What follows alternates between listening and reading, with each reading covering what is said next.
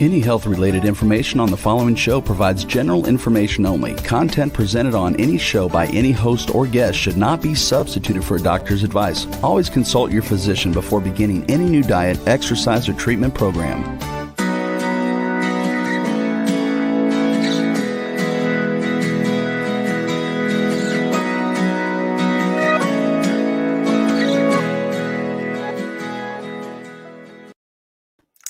Welcome to Accelerated Health Radio and TV. I'm your host, Sara Banta. I'm a health coach, natural supplement expert, and a busy mom of 3 teenagers. And I believe that your body does want to and is capable of rebuilding and healing itself, regardless of what chronic disease you may have. I'm here for you to answer your questions, bring you innovative and cutting-edge technology and health solutions to empower you and your ability to reach your optimal state of health. Today, my guest will be talking about the UnDiet diet, and I know that you really need that strong physical foundation to work on your mental and spiritual growth, whether it's overcoming anxiety and depression, losing weight, or detoxing the body in the proper way, and even increasing your frequency in life. You need that strong physical foundation in order to gain the willpower to make the bigger changes in your life. If you're new to following me, I specialize in helping you get there, and you can find my health articles, my cutting-edge natural supplements, devices, and protocols at acceleratedhealthproducts.com. I dive into an array of health conditions, their causes and symptoms, and how to address them naturally. And I have spent thousands of dollars and hours of my time biohacking different supplements, technologies, and diets that don't work so that you don't have to. And if you have any health issues, you can email me directly through the website. I read everyone. Accelerated Health Products is the sponsor of this show. So as you support my website, I'm able to bring you more cutting edge content and guests to this show. So as I mentioned, today we're going to be diving in on how to optimize your health through nutrition and how that affects every part of your life, even your relationships. So we want to be living at a higher level of vibration or frequency. I wanted to talk first about my monthly free group coaching that comes with the most comprehensive accelerated ascent diet cleanse. This is something that is a game changer. And everyone that goes through it, I'm blown away by the results. Even the people that I think, oh my gosh, are they going to make it? And their results are phenomenal. The group's reporting easy fat loss for those stubborn pounds. Not just fat loss, but visceral fat and fatty liver from fatty liver disease. Increased and sustained physical energy, that increased mental focus, the brain fog lifts, better bowel movements. If you're not pooping, those toxins are staying in you. And a decreased appetite, the ability to intermittent fast, clearer skin, whiter eyes, better sleep, of course, less moodiness, which helps everyone in your household, and something called an improved phase angle of the cells. And that's cellular permeability, meaning the ability for the cells to let the toxins out and the nutrients in. And if you can't get those nutrients in, it really doesn't matter what you're eating, what supplements you're taking. So important. And especially in 2021, we need to be getting those toxins out of the cells as well. At the end of the month, you flush out hundreds to thousands of gallstones out of the body and into the toilet very safely. And you will get a deeper understanding on how to heal your body naturally and possibly get off your medications with the help of your doctor. The difference between me and any other group coaching is I provide the most cutting edge frequency enhanced supplements that work synergistically with you and your body doesn't experience those flu-like symptoms. You truly feel great day one. If you're interested, leave a comment below, or if you have a question whether this is right for you, I'm happy to answer. So now to the good stuff. Dave Sherwin is a certified fitness nutritional coach, entrepreneur, and practitioner of mindfulness and meditation. His passion is helping grown-ups navigate real-world business and life changes to achieve their best health and wellness at any age. He is also the creator and host of the Dirobi Health Show, which covers everything to do with health and wellness, including the latest in nutrition, exercise, supplements, and clinical studies. Welcome, Dave. How are you today? I'm great. Thank you so much for having me on the show. Well, it's no secret that all of us people in this industry have had our own health struggles or insecurities or something that has stirred up that passion to be doing what we're doing. We found solutions and we can't wait to share it to the world. So why don't you start by just telling everybody what your history was and what brought you to today? Yeah, my history goes back a long way because when I think about when I got interested in health and fitness, it was when I was very young. I was super shy. I was a very awkward kid. I didn't have many friends. I had trouble making friends and just felt out of place completely all the way through elementary school. And one day some kids were dunking a small ball on a small, short basketball hoop, maybe 7 feet high. I was taller than the other kids. And I was like, can I try, and I ran up and I was able to dunk this small ball on the short hoop. And it's my first memory of like doing a cool thing with my body, like a physical accomplishment. And from there, I went on to play basketball, and basketball became a transformative, formative thing in my life. And from there, our coach taught us how to eat and what to not eat. And I learned about running and lifting weights and conditioning and what to do over the summer. And I never was a great basketball player, but trying to become a great basketball player and learning all of these things laid a foundation for fitness. I came to love being physically fit. I came to understand what happened when you ate the right foods versus when you ate the wrong foods. And so it laid a foundation of wanting to be fit my whole life right from there. Well, it's interesting because I'm sure that when you were first learning about nutrition, the rules were not really the right rules. They're not what they are today. So did you find yourself still being able to do well on the nutritional rules back in the day? I mean, I know for me growing up, fat was bad. Carbs and sugar were totally fine because there was no fat in it. It didn't matter. Okay. So my mother is a natural health. No, I wouldn't say a health nut. She loves chocolate, but she also loves natural real foods and she loves to cook. And she always thought that was all crap. She would say stuff to us. She's like, "Oh, did you see this fad diet over here where people don't eat fat? They don't eat eggs." Like, you remember how eggs went out for a long time there, that we weren't supposed to eat eggs, right? Right. And so I think I had a really good example there in that my mom cooked and we had a lot of good, wholesome home cooked food, and she never fell for any of the fads. And so in my house, we naturally had good quality proteins, fats, carbs the whole time. She, to her, a loaf of Wonder Bread is a joke, for example, right? I don't ever remember my mother buying a loaf of Wonder Bread. And so I probably had a leg up on a lot of people who were raised with parents who were less nutritionally conscious. And then my dad, who was never much into health, when I was a teenager, suddenly got inspired to do triathlons. And he went on to be one of the first competitors at Olympic distance triathlon. At the age of 48, he completed Kona. Wow. And at the time, I thought that was really dumb. I was like, why would you spend so much time running, biking, swimming? It sounds awful. Like, but he went out and he did that. And there again, although at the time I thought it was kind of a bizarre extreme sport to go do a full Ironman event. My mom was really in the nutritional side. My dad got really interested in the fitness side. And so I had that going for me. And so after the basketball phase, didn't you get into it yourself?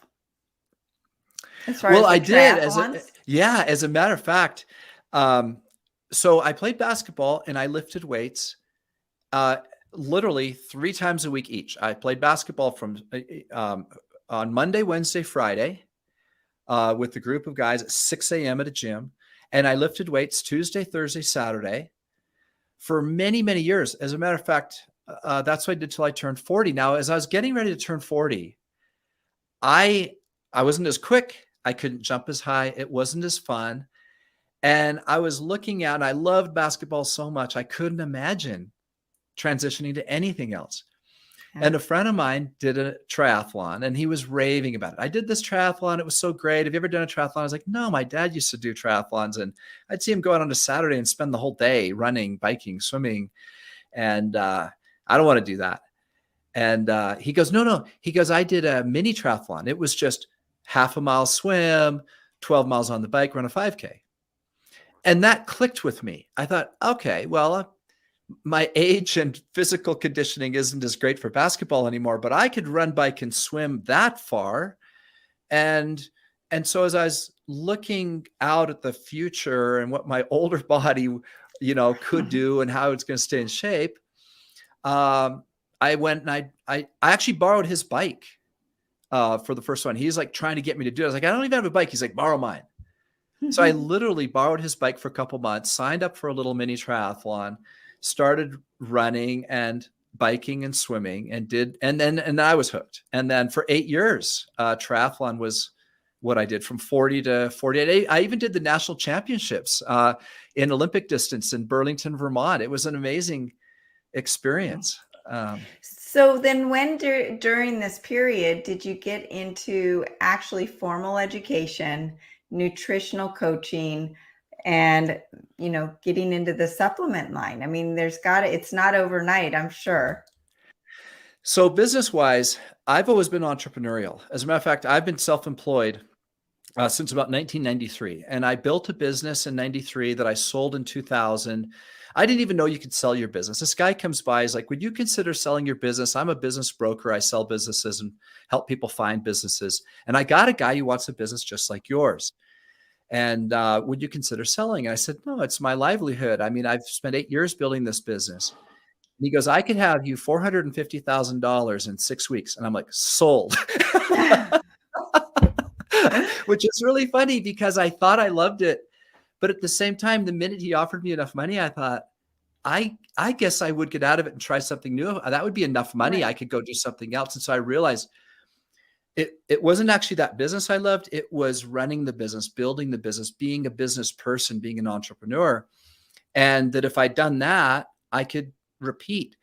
And so for the next few years, I built and sold businesses and got into e-commerce and dabbled in a few different things. And as the world changed from the 90s business without the internet to, the new world we live in now, I was there doing business as, we used to have a MySpace strategy, right? Mm-hmm. People don't even remember MySpace. We used to have to know how to get sites ranked on Yahoo, right? Mm-hmm.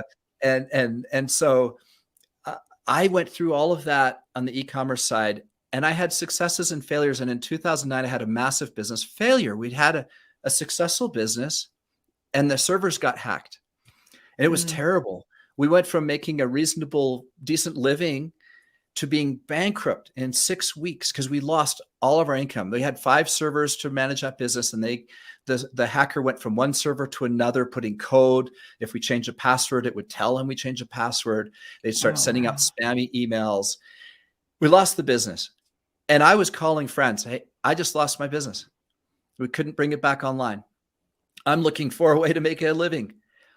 And my buddy Dan says, Dave, you're a health guy. You've always been a health guy. You're always talking about supplements. You're always talking about fitness. You're always working out. You're doing these races. Why haven't you started a fitness business? This is 2009.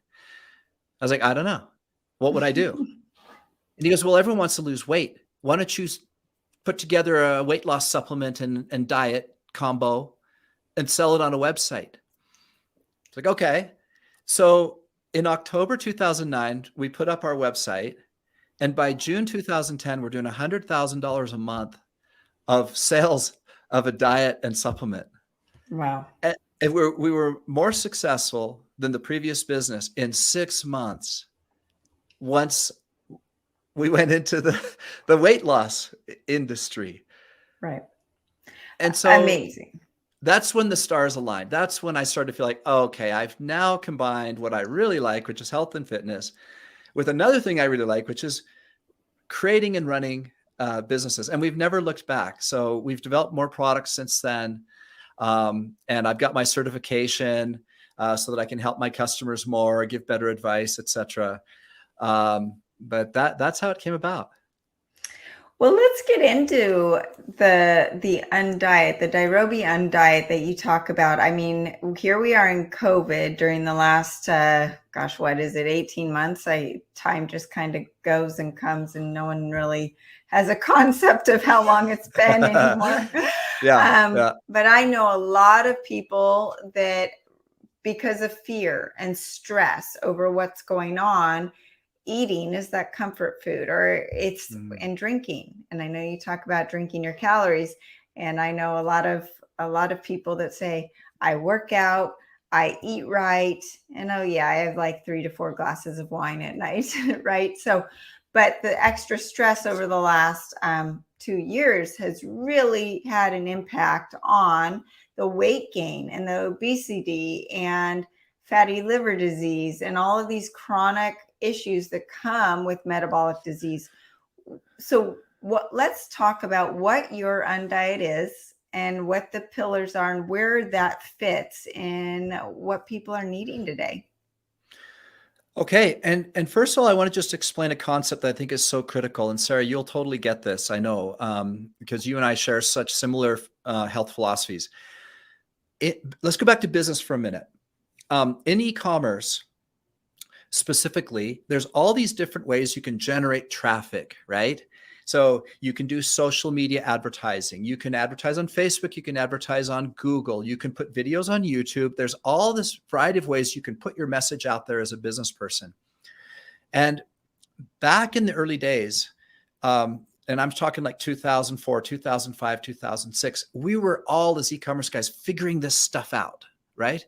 And no one really knew. YouTube didn't exist back then. And so there was other video places, but we're trying to figure out how do we put the message out there. And there was a company in Seattle. I wish I could remember their name. I'd give them credit. But there was 4 or 5 strategies that seemed to be working. One was email marketing, having a newsletter list and sending emails to people. And one was social media with the current social platforms. And one was like making videos and describing your product through video, etc. And there was 5 or 6 things. And people were trying to come up with these ways to measure, which one's best and which one should I do and how are they all going to work? And this company came up with a platform that tracked it all. And in the end, they said, you know what we figured out? There's no silver bullet. You got to pick these 4 or 5 things and do them all. And if you do all of them, the synergistic effect will create a successful business. Even if one of them doesn't look like it's doing anything, just do all these and do the best that you can with these 4 or 5 things, and then give success to the system. That was like a light bulb for me in my business. Now, the exact same thing is true in health, Sara. It's a system. Everyone looks for the silver bullet. How do I lose weight? We'll try this, cut carbs, caloric restriction, this diet, that diet, hit the gym, blah, blah, blah. There's all these ideas that float into people's heads. But in actual fact, living a fulfilling, healthy, successful life cannot be attributed to any one thing. Not nutrition, not fitness, not mindset, not social factors. And yet, if you get all of them in alignment and the stars align, you can get success from the system. 100%. And so, yeah, go ahead. I was going to say that is where, and I tell my people all the time, if you're eating right, exercising, doing all the right things, but you're not sleeping, doesn't mean anything. If you're too stressed, doesn't mean anything. And you're not going to be running 8 miles a day and losing weight by itself. That doesn't work, right? And Yes. You're not going to just starve yourself. That doesn't work. Counting calories, that doesn't work. All of these things have to work synergistically together, and it's a magic formula. And that is what I love what you're talking about, because it's not going to be a magic bullet. And just like what you said with your business, I mean, I'm finding that too in my business. It's not just one magic bullet. So let's go through it. Okay. And the other thing is, just one more quick point about that's critical, is we get perfectionitis, where we think we have to eat perfectly. We have to hit the gym every single day just right. We have to do all of the things just right. And if we mess up, we really messed up, and the whole thing. But actually, it's the opposite. So when you have a strategy, the strategy I'm about to give you, I'm gonna throw a dart based on the success I've had with people and say, if you only followed it 60%, okay, you follow it 60%, you'll have wonderful health. Follow it 70 to 80%, and you'll be a machine to be reckoned with. Like you'll start to now carve out a physique and really start to feel awesome. And so it gives forgiveness, because some people are going to be really good at, and some are going to be a struggle, right? And so if you just can do them the best that you can without thinking perfection in any one of them, it will work. And the other thing about this is, Sara, when we had great success in the weight loss space, the biggest problem I faced was wondering, it was great to hear a testimony. If someone says, I lost 30 pounds doing your diet, that's great. As a health coach, you feel so fulfilled. But I want to hear back from them in 2 years. Right. I'm like, what's happening 2 years from now? What's happening 3 years from now? And I didn't know. And I wanted to not put them on a diet and then have them fall off the wagon. So here's how it works. I'm going to go over the 7, and then we can discuss some more, however much you want to go into them. And the idea is that you do these as a diet. So at first, if you're want to lose weight, for example, you would do these quite strictly, and then you can kind of loosen up once you've hit your ideal body weight. But it's pretty simple. You don't drink calories, and you stay hydrated. So drinking water is number 1, and eliminating drinking calories, especially if you're in a weight loss mode. Number 2 is eating all your food slowly and mindfully.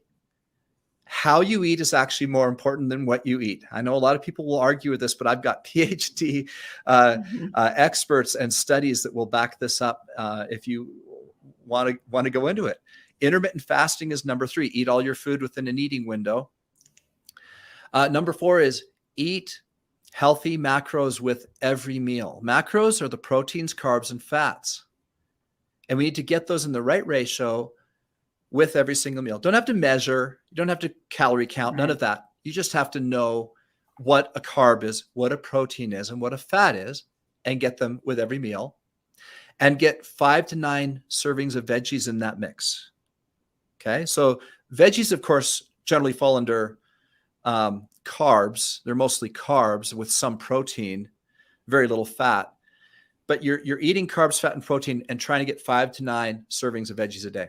The next is a simple supplement strategy. You're an expert on that. You have your own line of supplements. You know what I'm talking about. No matter how perfectly you eat, you cannot fill in all your deficiencies through diet. I could prove that. I prove it to myself because I eat really well, and I get my blood work done, and I know what I'm deficient in, and I have to supplement to get some things. And the next is exercise every single day. And the last one is get 7 to 9 hours of sleep every single night. Now, those are 7 things that if you get them right, 60% every 24 hours, you could really revolutionize your health. The average American, anyways, could really revolutionize their health. And I want to go through each one of these because there's they sound very simple, but a lot of people won't take them seriously unless they know the why, right? So why not drink your calories? And I have talked a lot about high fructose corn syrup, and fruit and fructose in general gets processed by the liver directly and essentially tells your brain, I'm actually more hungry than I was before I had that fructose. And so it tricks that appetite, and then you're more hungry for other stuff. And then say you think you're going for that diet soda, I'm not having any calories, but that's still having an insulin response where then it's triggering an appetite response. And then you end up eating more calories. And, and I think it's pretty obvious to most that this also means no alcohol, because that has a detrimental effect, not just with the calories, but then it's slowing down your metabolism and actually being stored directly as fat or causing your body to have that mechanism to store fat. And people don't understand that, well, wait a second, I only had 100 calories in my wine instead of that 100 calories of an apple. What's the difference, right? A calorie is a calorie. So why don't you talk a little bit about that? I will, but I'm going to push back a little bit. On this. We never say no. I don't tell people they can't have any wine. And I don't tell them they can't have a diet soda. I like the examples. Don't get me wrong. I'm not arguing that those things aren't nutritious. I get it. I totally agree with what you're saying. But when you tell people they can't have something they love, if all of a sudden they can't have chocolate, or they can't have wine, or they can't have a beer on Friday night with their buddies, you can lose them, right? Right. And on the flip side, can you be really, really healthy and fit and have a beer on a Friday night? Yes. And the answer is yes. And so in this world, I really want to make sure that people feel that they're not restricting. It's not like a religion where if you take this thing or do this sin, you got to go see the priest to be forgiven because you've committed a crime, right? Like it's more like wisdom. Okay. It's about being wise, right? It's a difference between one glass of wine after dinner with someone you love versus a 6-pack on Friday night with the boys. Those are two different things, right?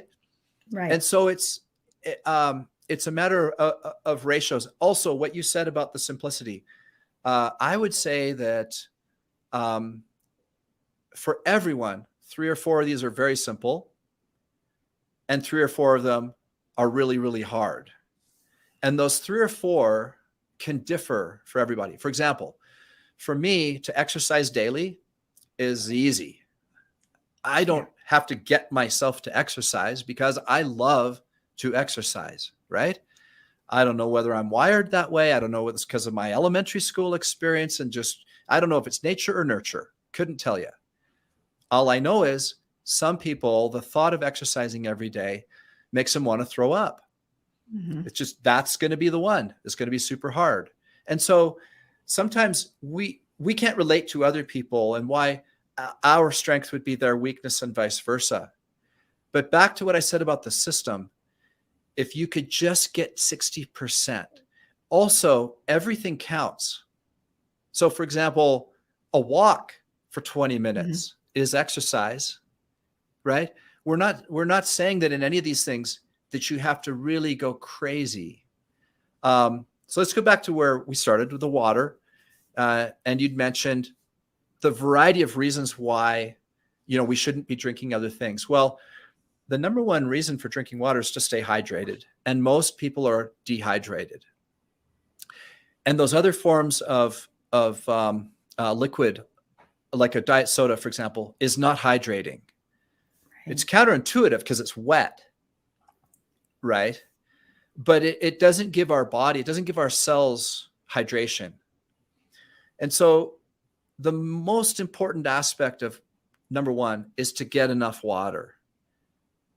And then if you're on a diet, to really, really be strict about not drinking anything else.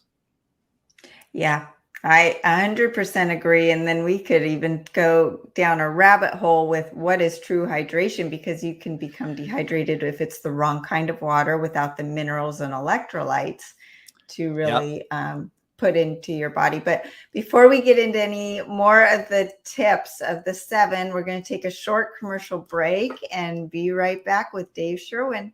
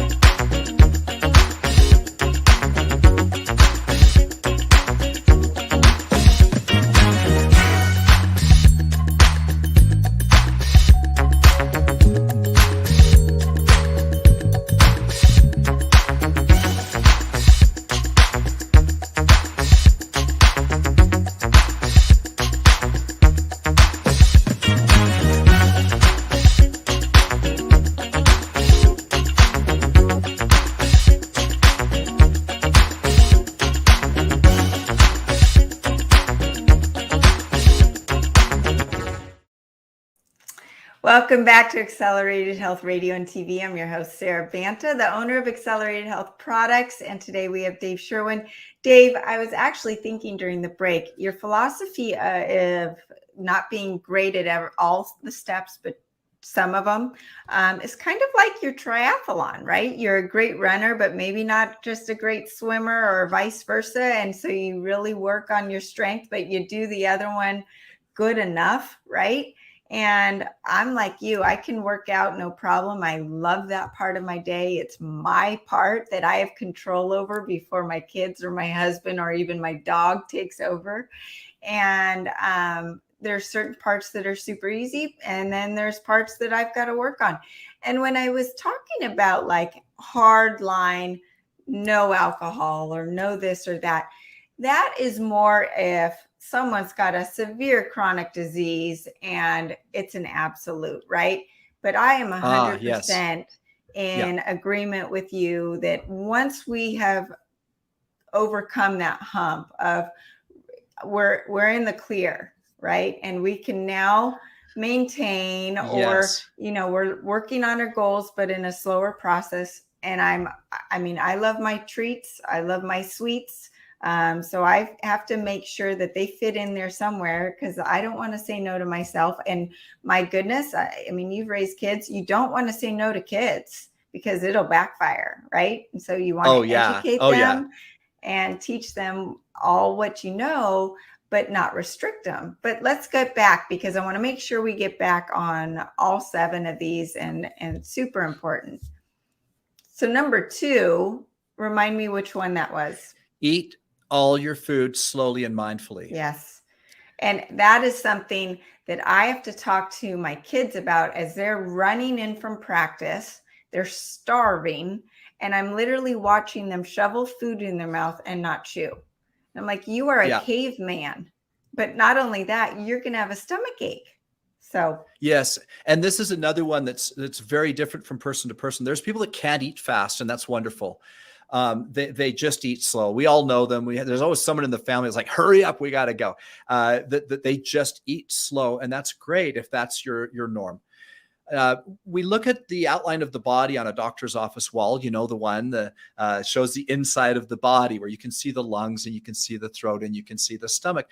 And we imagine the stomach as kind of this hole, like on the drawing where the food drops down into the hole. That's not how a stomach looks. A stomach has folds.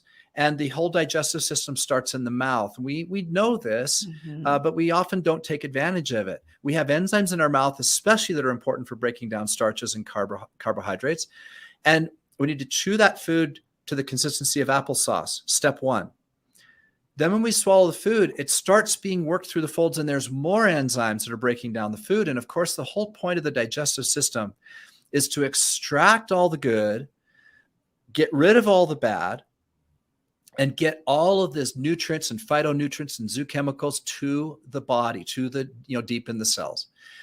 And the body has a really hard time doing that if we pound our food down into the stomach and it doesn't have a chance to work all the enzymes from the mouth into the food and then in the stomach into the food. And then we end up not getting into the cells. And furthermore, for those wanting to lose weight, we know that the hormones, and by the way, hormones are just signaling devices. That's all hormones do is signal for the body to do certain things. For example, everyone's probably heard of the fight or flight hormone. Oh, my mind's complete. Help me out. Cortisol. Okay. We tend to live with a high level of cortisol, and cortisol was really great back in hunter-gatherer days when we, sitting around a campfire and the lion comes into camp and we got to get up and flee, right? And when we get up to flee, it's cortisol that makes the body faster and better than it would be without that hormone. The heart rate goes up. We're able to run. We're able to put our body from a condition of sitting to outrunning a lion, right? Through cortisol. Well, the hormones in the stomach that signal the brain to stop eating are not perfect. And they run about 20 minutes behind. So if you pound your food down, what happens is your stomach isn't saying to your brain to stop eating yet. So you keep eating and you tend to overeat. Studies have shown that people who eat quickly eat about 20% too much food. Mm-hmm. And so immediately by eating our food slowly and mindfully, we're getting more nutrients out of the food. We're processing it better. Our digestive system works better, and we tend to not overeat. And now all of a sudden, the weight starts to fall off naturally just from this one very simple habit. Right. And if you're eating nutritionally dense food, that's telling your brain, oh my gosh, I'm getting what I need. I'm good.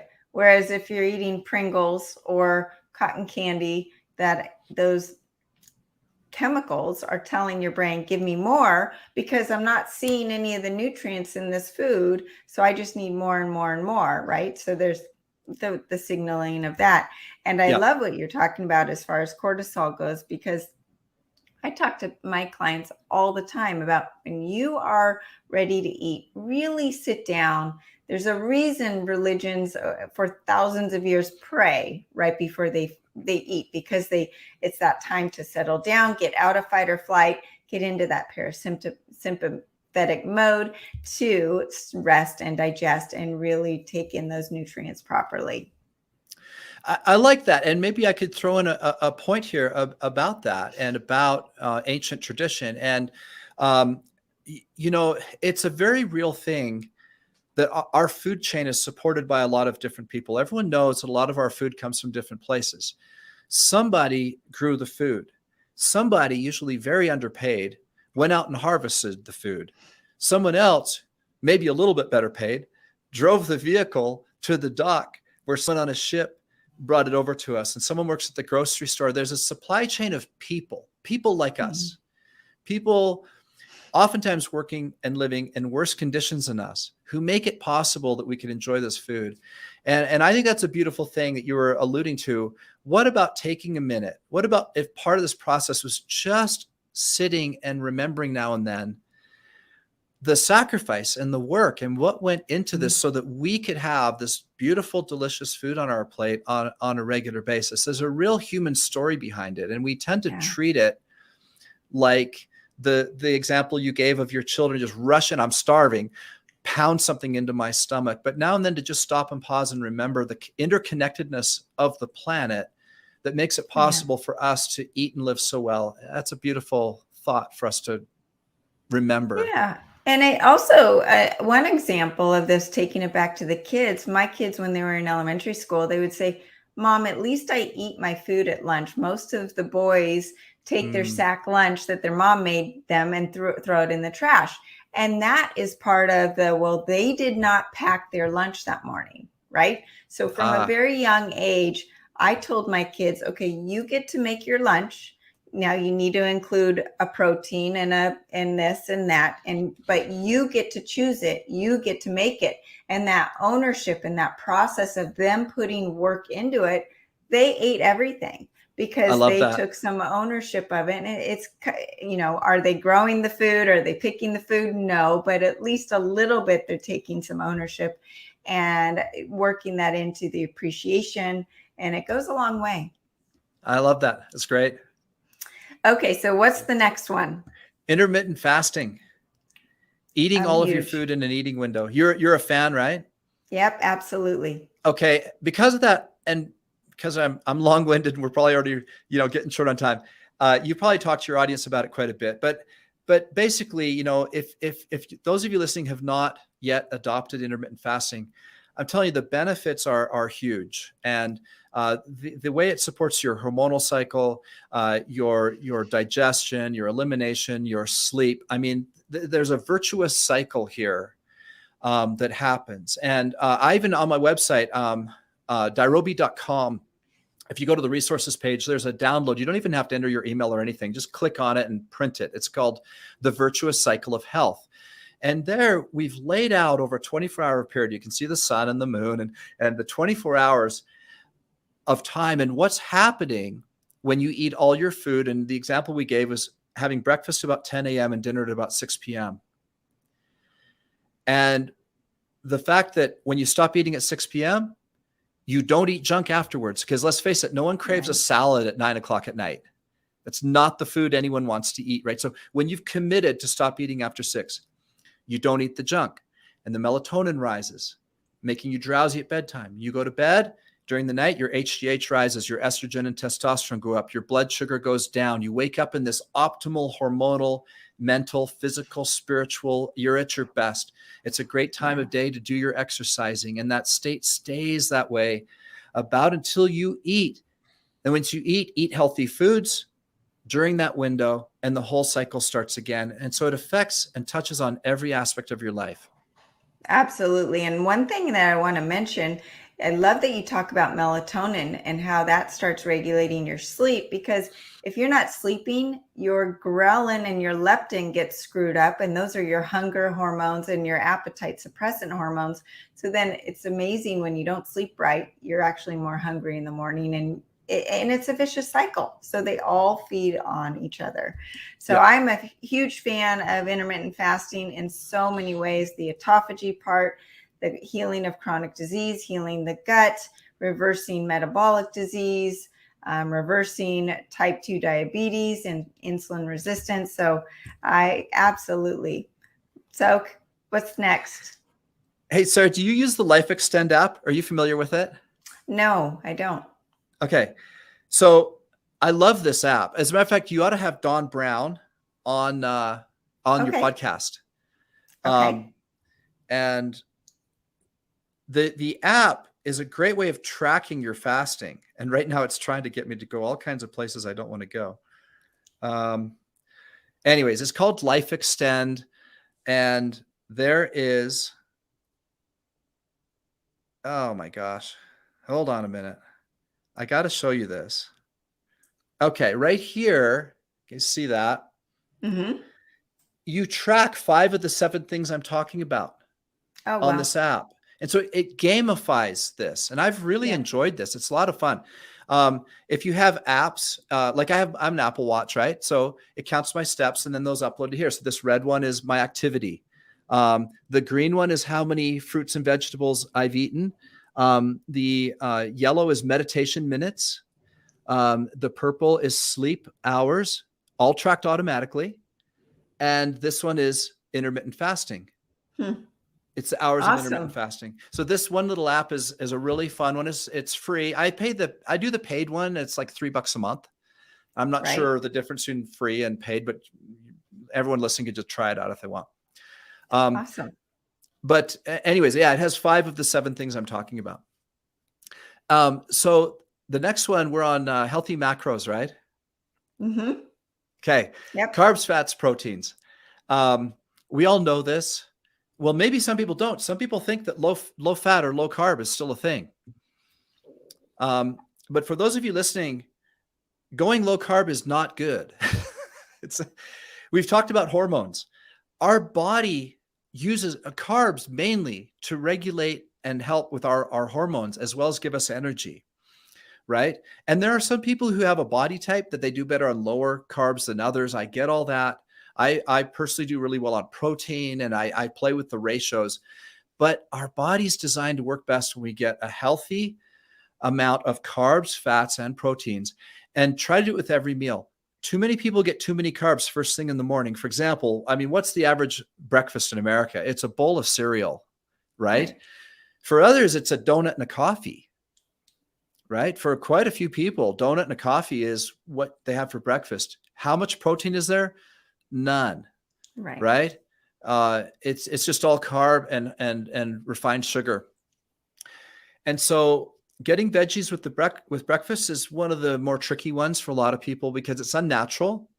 Very few people are used to getting veggies with their first meal of the day, but it can be as simple as making some eggs and putting guacamole on them, which is delicious, right? So eggs and toast and some guacamole right there. There's fat in the guacamole, and it's veggie based, of course. The eggs are good for you as far as a little bit more natural fat and good protein. And toast, if you're not gluten intolerant. If you are gluten intolerant, you know what substitutions to make, right? One of the reasons I say toast, not bread, is because when you toast good quality bread, when you toast any bread, it breaks down the glutens. Don't know if everyone knows that. I'm not saying it gets rid of the glutens. Don't get me wrong. If you're gluten sensitive, I understand. But for those of us who don't have a gluten problem, it's still better to toast the bread. So, of course, in carbs, there's also potatoes and yams and all kinds of, options. And many times the only reason that we don't get the right ratio of protein, carbs, and fat is because we simply don't take the time to sit down and make a list and do some research. There is an excellent article at precisionnutrition.com that I'd recommend to everyone called How to Make the Perfect Meal. That's a resource I've sent many, many people to, and it has charts of all the healthy proteins, fats, and carbs. And it's just one article you can read in about 5 minutes, but it will help you to develop a better shopping list so that you can start to pick through them and go, okay, which ones did I like with breakfast? What would I like with lunch? What would I like with dinner? And then put those together into a way that would work for you. Yeah, I love that. And what you're talking about, and you and I might differ a little bit on the macros, but saying that, what I've learned over the last year, keto is not for everybody. Paleo is not for everybody. I really believe that you have to be in tune with your own body. There are vegetables that will double me over and I can't eat, but that are healthy ketogenic vegetables, right? I've got one daughter that absolutely needs her carbs. I actually do much better on a high protein, low carb diet. I've got a son that needs to do a lot of just food, just a lot of healthy or organic, just whole food, and staying away from the processed oils, processed sugars, and the basics. Dave, I can't believe it, but we are at the tip of the hour, and I want to make sure that before we go, and everyone, you can go to his website and read more about the 7 top habits, and because we didn't get to all of them, but will you let people know where they can find you and about your podcast as well? Yeah, terrific. As a matter of fact, these 7 things, like you mentioned, Sarah, they're pretty simple. I have a 10-page PDF that's a great piece. Again, go to dirobi.com. That's dirobi.com. And just download the PDF and read it. This is not rocket science. Like I said, the key is the system. If you do all of them together, even imperfectly, it's amazing how you could really improve your health. So that's called the Dirobi UnDiet. And on that resources page, there's actually multiple other free downloads and PDFs. So have a look through that.